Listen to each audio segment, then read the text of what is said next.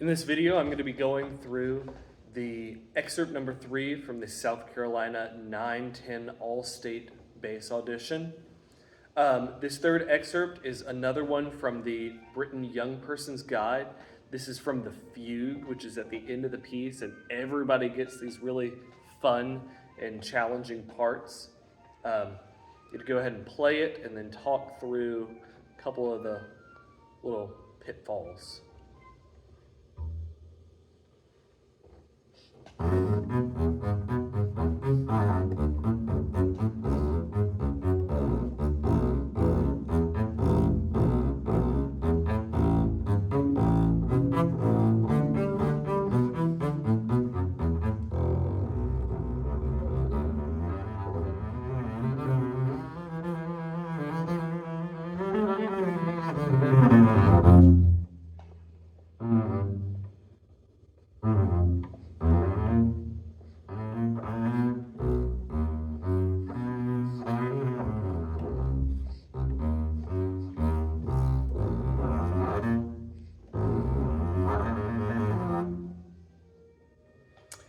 Right, it's hard stuff.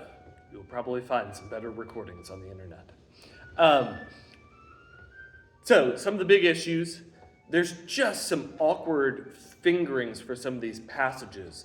At the beginning, you have a couple different choices. I like keeping my fast 16th notes on the same string. 1-1-4. It's also totally valid to cross the string for the G. That sets you up to play the first two measures in half. But then being in third for the third measure, I think is pretty important. So, third, pivot to second and a half, where we can get the F sharp and D. That right there can be counted as its own little position, where we can get this D major arpeggio, D, F sharp, and A. Back to first. I go to second and a half for G sharp, C sharp. Second. Open. Open. Third. Fourth. Harmonics, because that's our biggest spot yet. The other option there is, but you run into the danger of, is the D going to be in tune, and do I have even articulation between the closed note and the open note? One could make an argument that the harmonics aren't the best sound we could make in this moment, but the counter argument is you can make the exact same sound quality for them so they're nice and even.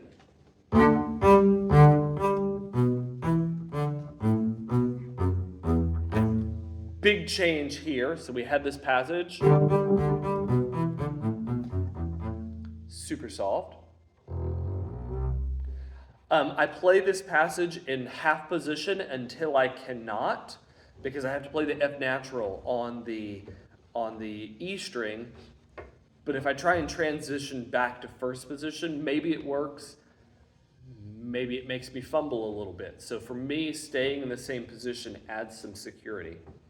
Now I have made some bow changes from what is printed on the page. I've played this excerpt a number of times before, and changing bows on the beats was what was more comfortable for me. It's something to be figured out. Up, down, up. And I keep it that exact same way until the very last measure of that 16th note run.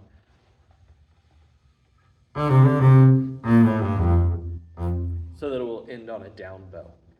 Now we do have some tenor clef that occurs in this passage, but it is not scary tenor clef. If you've played out of scale books, maybe you're familiar with the same thing, where it's just extending the scale passage that we've been working on. So that first note in tenor clef is F, and then it just goes back down. We're here in 4th and a half position. We go up to G and A, back to F, E. And breaking it up as you practice it like that, where you get the notes in the shift and then you stop, is a really effective way to make sure that you're making nice, clean shifts.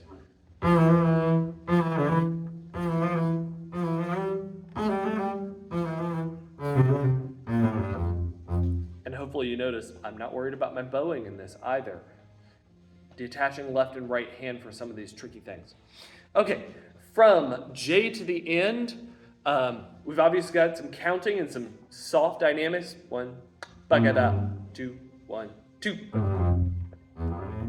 Trying to make those shifts as clean as possible. If you're going with first position, making that string crossing as clean as possible.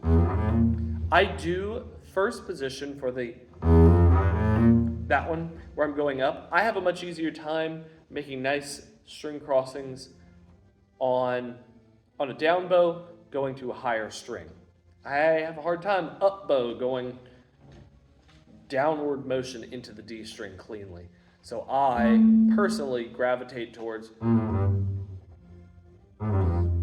making that fast shift for A, G, F. Okay, here at the very end of the passage, we've got 10,000 sharps. That's a mild exaggeration.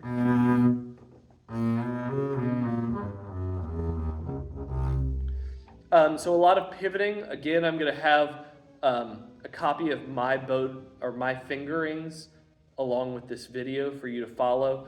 The last 4 measures, I use a ton of pivots because it's just one of those awkward, nasty spots. So 4, 1, pivot, 2, 4, pivot, 1, pivot. And then in the last 2 measures is exactly the same. With nasty pivot business.